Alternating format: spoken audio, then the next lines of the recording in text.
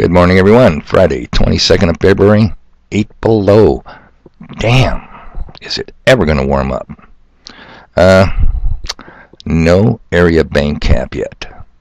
I'm beginning to wonder if Mr. X is dependably undependable. Of course, he could be out of the area. And another disturbing thing. Alan Dershowitz, my newfound Jewish friend, is still not a subscriber to the Dave Corum YouTube channel. People, I don't have a lot of Jewish friends, and I sure would hate to lose my newfound friend, Mr. Dershowitz. Okay, trouble with making short videos is you run out of time, you leave things out, then you find out later when you watch yourself, say, gosh dang it, I should have put that in there, I should have done this. Okay, so little housekeeping details here. Regarding yesterday's RT plus 5, I don't know why the video or the picture of Forrest Gump sitting on the park bench with his box of chocolates didn't load. It wasn't due to my lack of skills, good people. Now, the movie Forrest Gump dealt with a man who had a room temperature of IQ of room temperature plus 5. There's nothing bad about that. It's not an equation that low IQ equals evil. Some of the smartest people in the world, our masters, are brilliant, and they're horribly evil. It wasn't a judgment call. I wasn't trying to say RT plus 5s are evil, bad people. Big-hearted people, very good people, help you out kind of people. I got it. Nor was I trying to say how smart I am and how dumb they are. Totally missed it. You know, they say if you're taking plaque, you're over the target. Wasn't an insult, but you need to wake up. I don't know what it takes to wake you up, people. Alright, let's get back to the video on the Titanic. Yep, I left out a number of things there too. Let's go back to Captain Smith. Captain Smith was a Jesuit. Captain Smith, as a Jesuit, takes an oath, much like the Freemasons, upon death and dismemberment. Captain Smith may have to sacrifice his life for the greater Catholic cause. Captain Smith was a 30-plus year acquaintance of J.P. Morgan. And J.P. Morgan, the billionaire bankster gangster from New York, is not going to entrust a multi-million-dollar ship in the hands of some flunky. Captain Smith was well qualified to be the captain of that vessel. And let's not forget, Captain Smith's family was well compensated for the death of their provider, father and husband. Well compensated. Okay. Again, in yesterday's videos, I ran out of time. Attention span, don't you know? And I said, Jesuits, I got you. You Catholic Jesuits, you aren't getting out of this one alive either. Because you too are penis worshippers. Yes, you are. Let's talk about the obelisk in the center of St. Peter's Square at the Vatican. Cain. You know, Bible haters, Cain slew Abel. It's an Egyptian obelisk. It has nothing to do with St. Peter.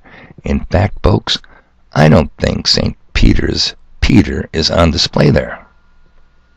I think it's Apollo's Johnson. Yeah. You guys are penis worshippers too. Fertility goddesses and penis worshippers. You want to talk about Easter? Astarte, Ishtar, the ancient goddess of fertility? What do you guys do? Easter sunrise service? S-U-N? Oh, but we're doing it for the S-O-N, Son of God. Really? Then pray tell me, what do high reproductive rate rabbits and eggs slant ovums have to do with the death, burial, resurrection of Jesus Christ? Stretch my imagination, people. Fill in the blanks. You gotta clue me in, because I'm missing it. Fertility, sex, penis. Protestants, don't be smug. What Martin Luther and the Reformation did, the Catholics got all back. Yeah, you're part of them. What do they call it? Ecumenism? Yeah, you got the same rituals, same holy days, and the same tax-exempt 501(c)(3) status. You guys teach nothing that's a threat to the state.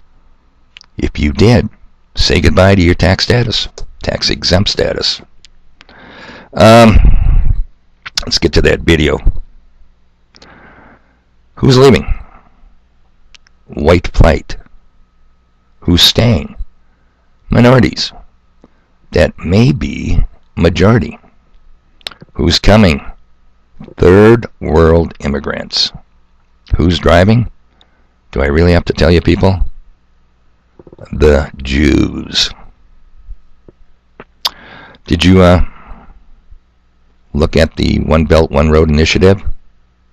Oh, first of all, look at that picture at the beginning of this video. I hope it loaded. A stupid white social justice warrior, fill in the blank. Immigrants, come to my land. Come to the land that our forefathers fought, bled, and died for. Replace us, please. Inbreed. Miscegenate. We'll have your babies. I mean, you gotta go to college to get this fucking stupid. And pardon my French, people, the hour is late. The time is short. What does it take to shake and wake you from your slumber? This evidence is concealed in plain view. It's all around you, but you refuse to see it. Okay, back to the One Belt, One Road initiative.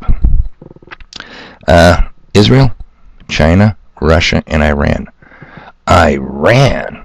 Yeah, Iran. Israel's little boogeyman that will scare the shit out of Saudi Arabia to get them to sign up, come on board with the One Belt, One Road initiative, the new Silk Road. And where is it all headquartered?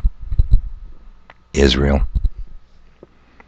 Saudi Arabia, the only country in the world named after a family, the House of Saud. The U.S. is leaving. Who's going to help Saudi Arabia? Better warm up to Israel, your old friend. Evidence.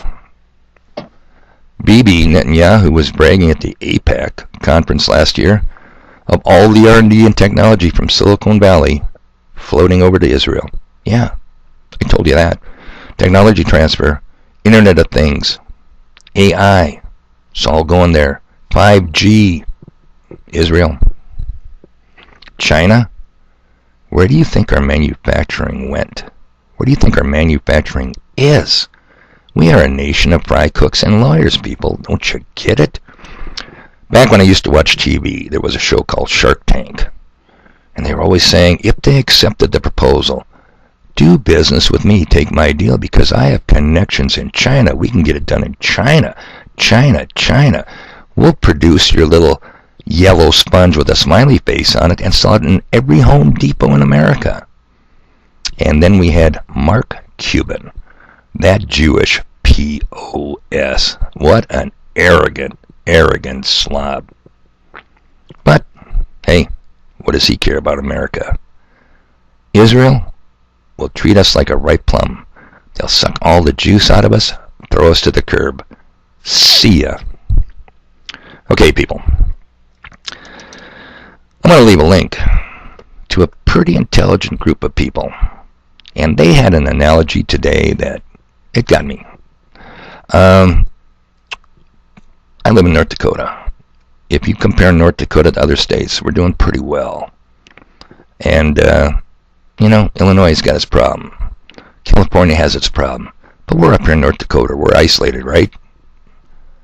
Not so. They had an interesting analogy.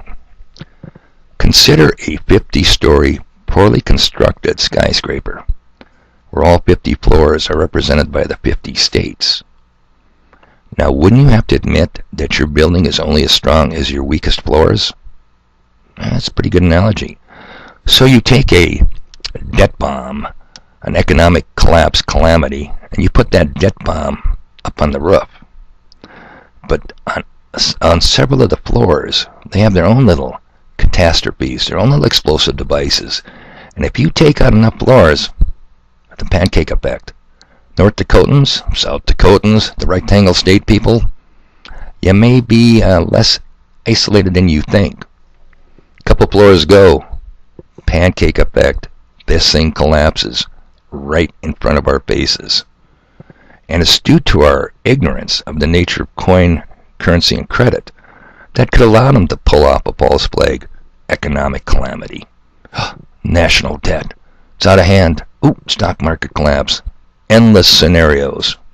Same results in the end. We're down the tubes. We're down the toilet. Gotta go, people. Supposed to be a nice day today. Lots of stuff to do. Best think about it. It's much later than you think.